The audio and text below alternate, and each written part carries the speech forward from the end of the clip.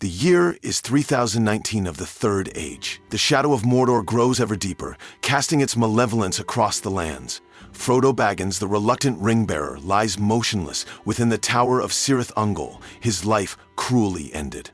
The venom of Shelob, compounded by the brutality of the orcs, has claimed him. Samwise Gamgee, a gardener from the Shire, now finds himself thrust into an unimaginable burden. When he discovers Frodo's lifeless body, the world seems to tilt. Sam's love for his master has always been a guiding light, but now it flickers under the weight of grief and dread. The ring, seemingly innocuous in its golden simplicity, rests coldly in Sam's trembling hands. A memory arises: Frodo's determination, Gandalf's grave counsel, and Galadriel's warnings. It is no longer a choice, but a duty. Sam resolves, against the weight of his simple heart, to continue the journey alone. He whispers a promise over Frodo's still form. "I'll see it through, Mr. Frodo. For you. For all of Middle-earth." With his decision, a shift begins in Samwise. His heart hardens, not from cruelty, but necessity. The gardens of Bag End are a distant dream, yet the One Ring, a malevolent force of its own, does not wait. It whispers to Sam, preying on his grief and offering visions of power to undo the pain. Unlike Frodo, whose compassion often resisted its seductions, Sam's grounding and practicality serves as his defense. But the ring, insidious as ever, adjusts its strategy, feeding into his deepest fears: the destruction of the Shire and his failure to protect those he loves. Through cunning and sheer will, Sam manages to don Frodo's cloak and disguise, slipping past the remaining orcs in the tower of Cirith Ungol. The Fial of Galadriel provides its light against the surrounding darkness, but the weight of the ring grows heavier, both on Sam's neck and his soul. The journey from the tower to the plains of Gorgoroth is a descent into despair. The land itself seems alive with hostility, a cruel reflection of the ring's influence. The air is sulfuric, the skies ash-choked. Sam encounters remnants of Frodo's torment, discarded gear, scraps of bread, and the etched carvings of orc disputes. Each step reminds him of his master's agony and strengthens his resolve. But the landscape of Mordor is unforgiving, and Sam's progress does not go unnoticed. Gollum, the wretched creature bound to the ring's will, lingers in the shadows. The death of Frodo has not dissuaded his pursuit. If anything, it intensifies his desperation. Sam, more wary of Gollum than Frodo ever was, regards him with hatred, yet in Sam's darkest moments, Gollum's frailty mirrors his own. A soul corrupted by the ring's promises. As Sam approaches Mount Doom, the weight of his task becomes nearly unbearable. The boundaries between Samwise the Brave and the ring's potential thrall blur. The question is no longer just whether Sam can destroy the ring, but whether he can destroy himself to save Middle-earth.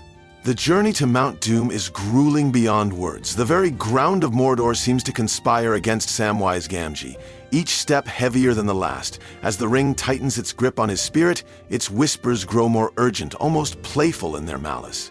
"A gardener," it hisses, "nothing more. Yet even you could wield me. The Shire, safe forever. Frodo, brought back. All yours." Sam resists, but the battle is internal and relentless. His every memory, Frodo's laughter, the warmth of Bag End's hearth, Rosie's smile, becomes a weapon wielded by the ring. The irony is cruel. Sam's love, the very thing that strengthens him, is turned into a tool of the ring's seduction. Yet amidst this turmoil, Sam's practicality serves as his anchor. He thinks of soil and roots, of honest work, and of promises made. He clutches the Fial of Galadriel as though it holds the last shred of his identity. The land of Mordor is a reflection of the ring's power. Barren, acrid, lifeless, Sam trudges across the plain of Gorgoroth, where the blackened sky hides even the stars. Food and water are scarce. Lembas, the gift of the elves, sustains his body, but offers little solace to his spirit. At times, Sam falters and collapses, overwhelmed by despair.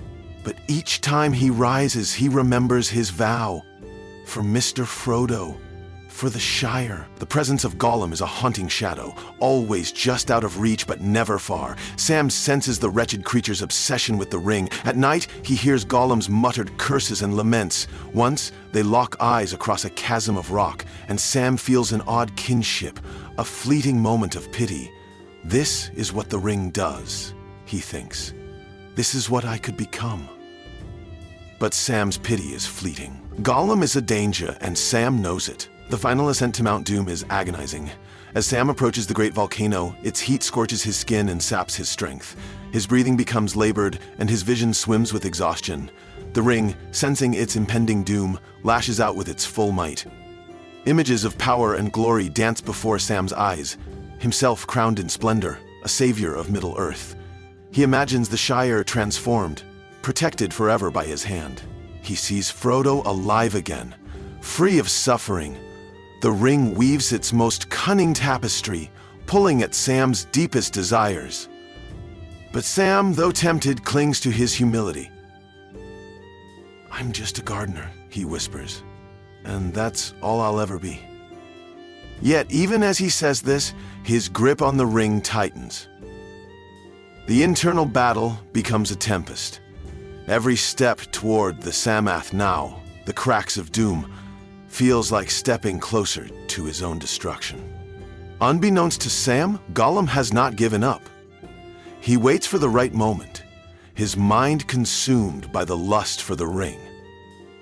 As Sam reaches the mouth of the fiery chasm, the stage is set for the final confrontation. The air inside Mount Doom is suffocating. Lava flows churn like a living creature, casting an eerie glow on the jagged walls. The fiery heart of the mountain pulses with heat so intense that even Sam's breath feels scorched. The ring grows heavier with every step, its malevolence and almost physical force pulling him back. "Don't destroy me," it coos. "We could be great together, a new king for Middle-earth." Sam hesitates at the precipice of the fiery chasm, his hand trembling as it grips the ring. Its voice crescendos into a chorus of temptation, the Shire safe from harm, Rosie Cotton's love assured, and even Frodo restored to life. It weaves a vision of Middle-earth transformed under Sam's gentle rule, promising that he alone has the strength to wield it benevolently. And for a moment, the simplicity of Samwise Gamgee falters. He is not immune to the desires of the heart.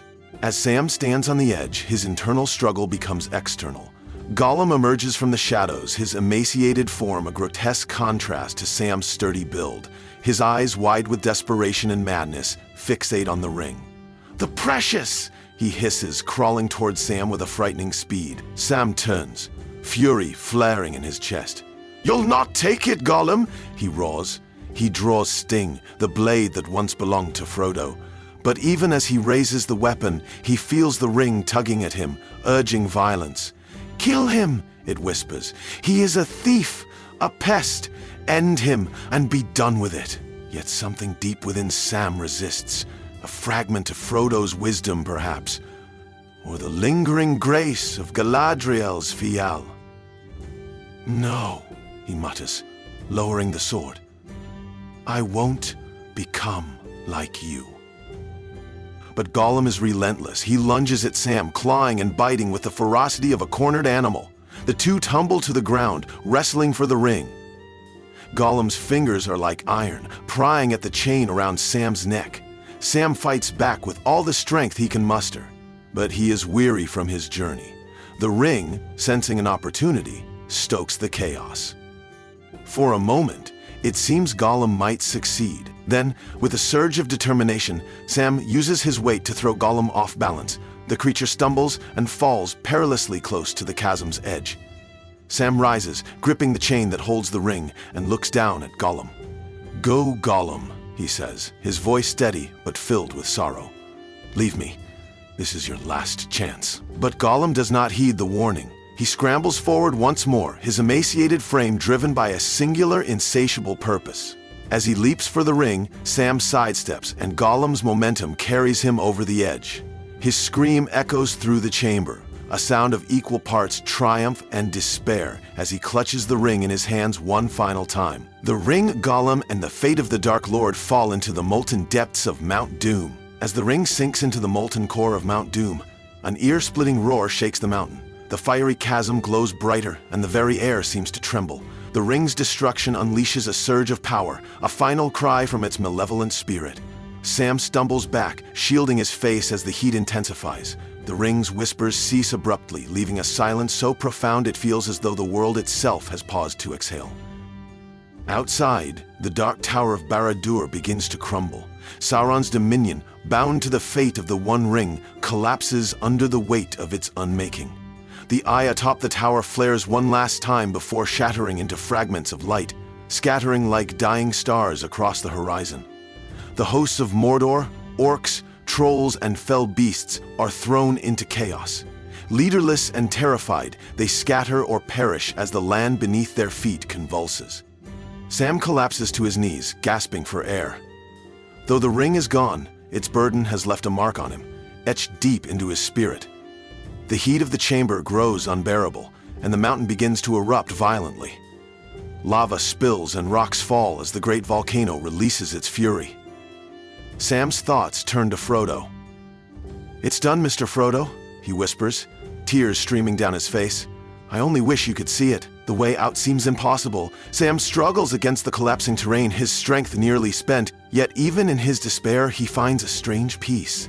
He has fulfilled his promise. The Shire, Frodo's sacrifice, all of Middle-earth, they are safe now. If this is the end for Samwise Gamgee, he is content to meet it with a clean heart. But fate intervenes. As the mountain's fury reaches its zenith, great eagles appear, sent by Gandalf, who had foreseen the peril. Gwaihir the Windlord swoops down through the choking smoke and ash, plucking Sam from the fiery chaos. Sam barely comprehends what is happening, his exhaustion so complete that he surrenders to unconsciousness as the eagles carry him away. When Sam awakens, he finds himself in the care of Gandalf. They are encamped in Ithilien, amidst the healing presence of springtime blooms and clear skies. Gandalf's face is serene, but tinged with sadness. Sam sits up suddenly, his heart heavy with the memory of Frodo. "He's gone, isn't he?" Sam asks. Gandalf nods solemnly. "Frodo's journey has ended, Sam, but yours is not yet complete." Sam returns to the Shire months later, a hero unrecognized by his own people. The weight of his experience hangs on him, but Sam does what he has always done. He tends to life. He marries Rosie Cotton, raises a family, and watches over the Shire with quiet resolve. Yet Sam often visits the hill overlooking Bag End at sunset, gazing westward. He remembers Frodo and the great burden they shared. Though Sam lives a full and happy life, part of him forever remains on that rocky precipice in Mordor, where a simple gardener became the savior of Middle-earth.